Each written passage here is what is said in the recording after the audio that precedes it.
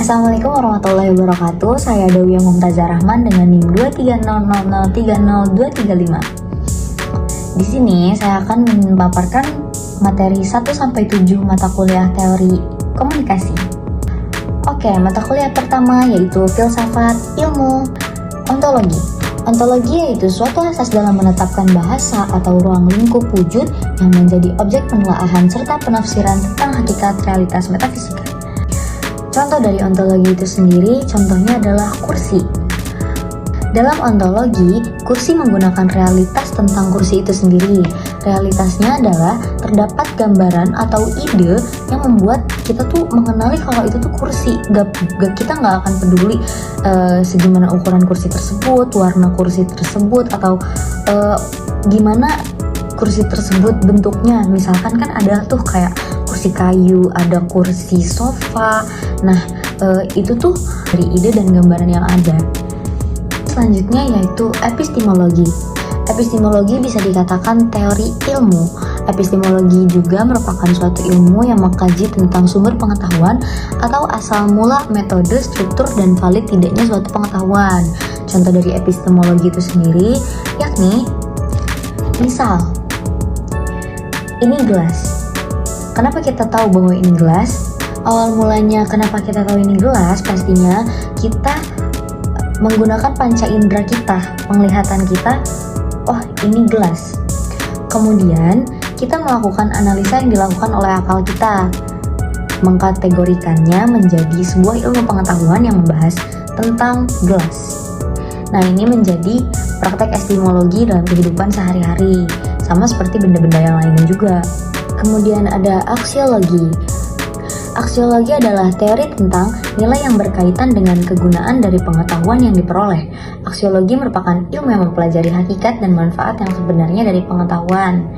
Pembahasan aksiologi menyangkut masalah nilai kegunaan ilmu secara transparan atau tidak bebas nilai, yang dimana harus disesuaikan dengan nilai-nilai budaya.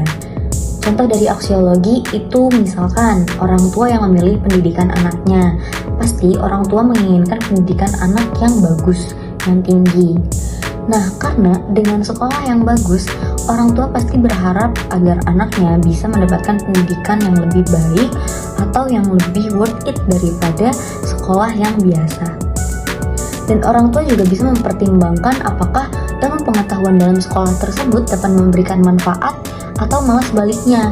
Jadi jika dikaitkan dengan sekolah yang bagus atau tidak, pasti para orang tua akan lebih memilih sekolah yang bagus untuk pendidikan yang terbaik untuk anaknya. Ilmu personal komunikasi. Komunikasi intrapersonal adalah komunikasi yang terjadi dalam diri kita sendiri. Artinya seseorang berbicara kepada dirinya sendiri, menghayal atau melamun.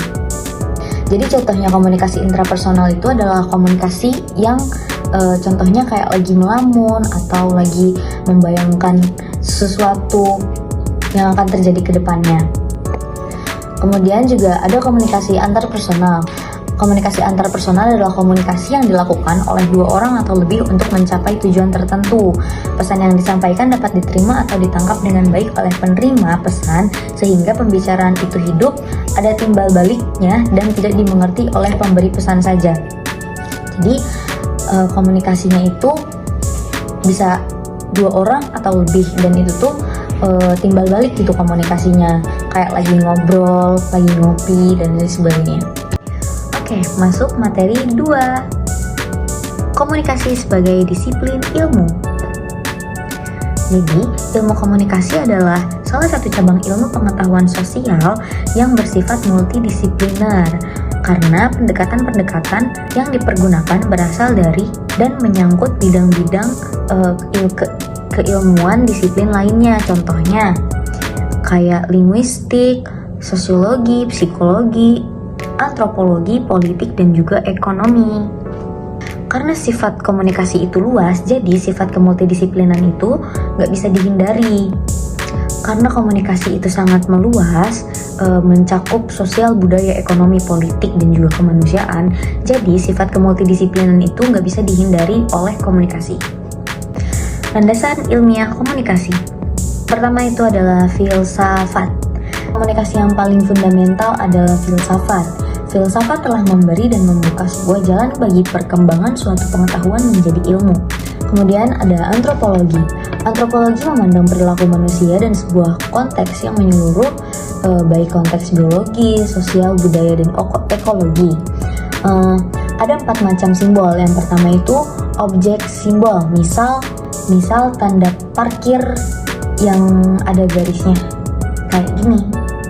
Nah, itu adalah simbol objek yang melambangkan bahwa nggak boleh tuh parkir di situ. Kemudian yang kedua ada karakteristik objek dalam kultur. Misalnya contohnya kayak pakaian daerah dan juga senjata. Kemudian yang ketiga ada gestur atau tindakan yang memiliki makna simbolis. Misalkan kayak tarian, mitos, dan ngeband itu bisa masuk juga ke dalam gestur tindakan yang memiliki makna simbolis. Kemudian ada juga simbol itu jarak yang luas dari pembicaraan dan kata-kata yang tertulis dalam menyusun bahasa.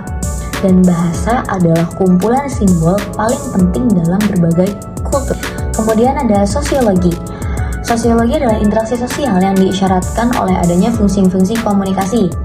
Maka lahirlah sosiologi komunikasi, yaitu proses interaksi manusia melalui simbol-simbol yang bermakna dan melibatkan sistem, norma, dan nilai yang berlaku di masyarakat untuk mencapai kesamaan atau arti dan makna. Contoh dari sosiologi komunikasi adalah sosial yang berbeda, contohnya kayak pejabat dan orang biasa. Nah, seorang pejabat pasti akan mengurangi komunikasi terhadap orang yang biasa aja karena status sosial mereka yang berbeda. Psikologi sosial adalah usaha untuk memahami, menjelaskan, dan meramalkan bagaimana pikiran apa yang dianggap sebagai peran, perasaan, dan tindakan orang lain. Oke, masuk ke definisi komunikasi. Definisi komunikasi menurut Stephen Littlejohn mengatakan, communication is difficult to define. The word is abstract and like most terms, possess number meanings. Atau yang artinya komunikasi sulit untuk didefinisikan. Kata komunikasi itu bersifat abstrak. Seperti kebanyakan istilah memiliki banyak arti. Kata komunikasi menjadi salah satu kata yang paling sering digunakan dalam percakapan, baik dalam bahasa Inggris maupun bahasa Indonesia. Dari konvergensi simbolik, manusia adalah homo, naran, atau makhluk yang bercerita dan senang didongeng. Fantasi bisa diciptakan atau terbentuk sendirinya. Kisah narasi membenarkan orang tanpa argumen dan alasan yang jelas karena sifatnya sangat manusiawi. Tujuan dari konferensi simbolik adalah menganalisa interaksi yang terjadi di dalam skala kelompok kecil. Kelompok di sini dapat berupa kelompok sosial, kelompok tugas, atau kelompok dalam sebuah pergaulan. Fungsi dari teori ini memberikan pemahaman bahwa obrolan, lelucon, atau gosip yang dilakukan dalam suatu kelompok memiliki fungsi kohesivitas dan penguatan kesadaran kelompok. Teori konvergensi simbolik adalah percakapan yang memunculkan simbol atau fantasi yang ditanggapi oleh kelompok lain, sehingga penerima dan pemberi pesan satu sama lain mengerti maksud pesan yang disampaikan pada memiliki tujuan yang sama. Contoh teori konvergensi dalam kehidupan sehari-hari, misalnya ada 2 anak kembar yang dibesarkan di lingkungan yang berbeda. Pasti juga sifat mereka akan berbeda walaupun mereka dalam satu rahim yang sama atau mereka satu genetik. Kegiatan dari sibernesis adalah analisis umpan balik atau feedback. Contoh kegiatan dari sibernetik adalah analisis umpan balik atau feedback. Jadi dalam kegiatan ini sibernetik dapat digunakan untuk menganalisis umpan balik yang terjadi dalam komunikasi. Misalnya peneliti dapat mengamati bagaimana umpan balik dari penerima pesan mempengaruhi pengirim pesan dan bagaimana sistem komunikasi beradaptasi berdasarkan umpan balik tersebut. Kemudian ada semiotika. Tradisi semiotika terdiri atas kumpulan teori tentang bagaimana tanda-tanda mempresentasikan benda, ide, keadaan, situasi, dan perasaan. Contohnya seperti rambu-rambu lalu lintas. Rambu-rambu lalu lintas memberikan aba-aba kepada audiens agar dapat lebih berhati-hati ketika berkendara. Kemudian ada psikologi sosial. Teori-teori dalam tradisi psikologi sosial berfokus pada perilaku sosial individu, variabel psikologis, efek individu, kepribadian, dan sifat persepsi, serta kognisi. Contohnya, anxiety atau panic attack. Yang kelima ada sibernetik. Teori sibernetik merupakan tradisi sistem-sistem kompleks yang di dalamnya banyak orang saling berinteraksi, mempengaruhi satu sama lainnya. Sibernetika adalah teori sistem pengontrol yang didasarkan pada komunikasi atau penyampaian informasi antara sistem dan lingkungan. Kemudian yang keenam ada sosiokultural. Pendekatan ini menunjukkan cara pemahaman kita terhadap makna, norma, peran, dan peraturan yang dijalankan secara interaktif dalam komunikasi. Oke, masuk ke materi 5, yakni tradisi teori komunikasi. Isu-isu CTS hingga perubahan identitas. Yang pertama ada interactional relation atau hubungan yang terdiri dari dua orang atau lebih yang saling tergantung satu sama lain dan menggunakan pola interaksi yang konsisten. Kemudian ada rhetorical vision atau penggunaan gambar sesuai argumen hingga penataan elemen pada halaman untuk efek-efek retoris hingga penggunaan tipografi atau font dan banyak lagi.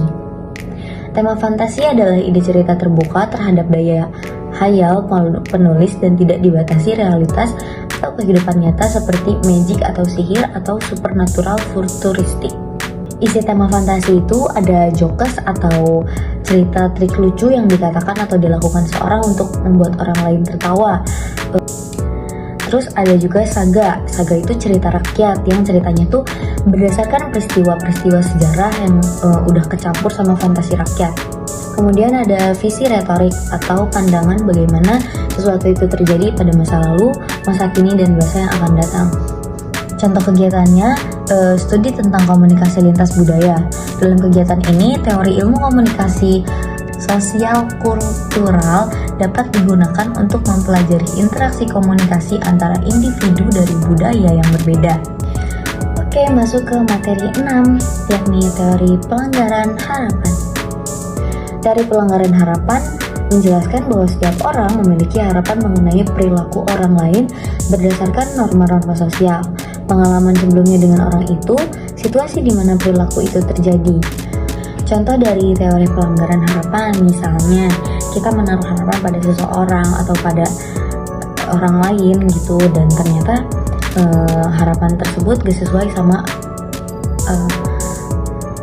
contoh dari teori harapan, misalkan kita menaruh harapan pada orang lain dan ternyata kenyataannya orang lain tersebut tidak ingin atau mempatahkan harapan kita gitu.